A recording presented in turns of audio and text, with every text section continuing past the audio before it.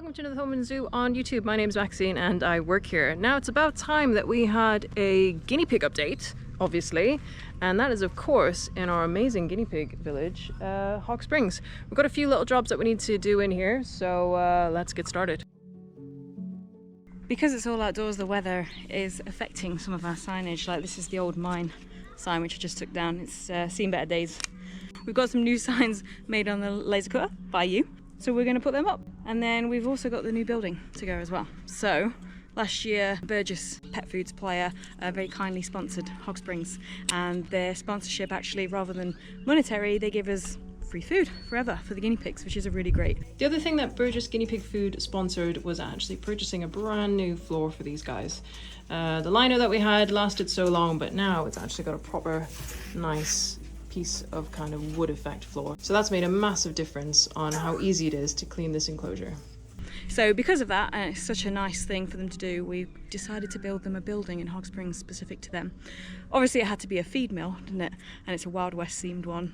So it's all built, it's ready to go. We've been waiting for some nice weather so that guinea pigs actually use it, and today we're going to put it in. I've just tied all that up. I'm hoping it might stick to that rock, because that would be a nice place to put it. So I'm just going to grab the glue and the sign. Okie dokie. So brand new sign, danger, for the mine. Gonna hopefully glue it onto this rock. So we're gonna use instant nails to stick it on.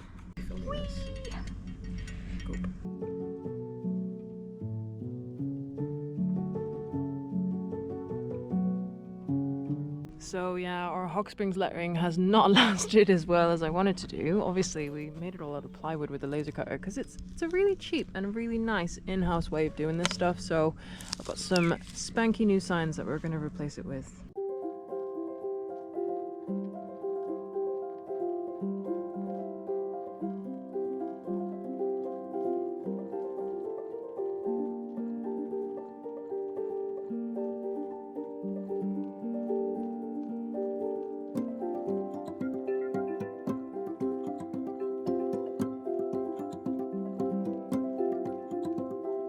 So we've also got a new Welcome to Hawk Springs sign that Hannah's hooking up there.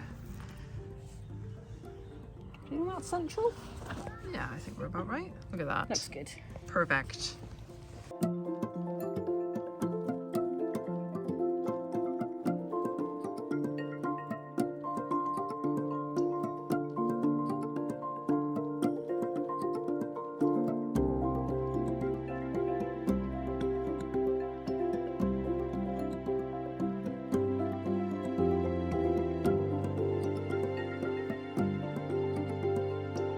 What's the plan with the mill then? Yeah, so we're just deciding where to put it, because we're quite a well-populated town now, and it has got a lot of buildings in it, and quite often the mill is more on the outskirts of town rather than on the high street. So I was kind of thinking maybe a little bit away. I mean, the guinea pigs as well, they don't tend to come all the way up to the front, you can tell because the grass is really long. So yeah, should we put it here? I think so. On a bit of an angle? Yeah. So we've bought a big slab. Just so it stays dry, because if the grass is damp, we don't really want the guinea pigs on the damp grass, so all the buildings are on slabs. So we'll stick the slab down and then we'll pop the mill on top and we'll see what they think.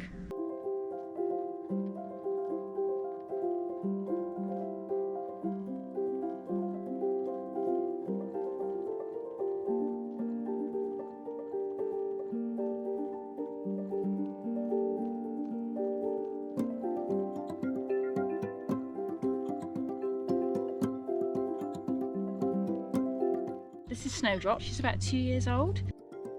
She's been with us now for a few weeks and she's settled in really well actually. And she's actually a really confident guinea pig as well, which is nice. It's good because it might rub off on some of the others. They've all got different backstories, all of these guinea pigs. But you know, some of them do have quite sad stories, and they were real kind of rescue cases in the real true sense of that word. And some of them were, you know, abandoned, you know, very young. And so it's no wonder really that they were and still remain a little bit to this day more wary of people, because those kind of first impressions of humans have lasted, unfortunately. And you know, while we aim to make everything nice and positive for them here, I think they're always going to be a little bit mistrusting of people, probably because of what happened to them when they were very small. we're really happy with her. I think quite quickly she's become sort of one of the keepers' favourite guinea pigs. You might be able to recognise Snowdrop quite easily because her eyes look a little bit droopy, so her bottom eyelids droop slightly. It's something called pea, and it's where they get like a build-up of fatty tissue behind the eyes. It can be caused by obesity, guinea pigs being overweight, but it's also genetic because she's not particularly overweight. She's actually quite good. But yeah, I'm just picking her up to have a little check over. So we don't handle our guinea pigs a huge amount, we only do it for health management. But it's a good idea to keep an eye on her because it makes the bottom eyelids droop a little bit as well. So you just want to make sure there's no debris getting in there, not drying out or anything like that. But look good. She's a cute little guinea pig.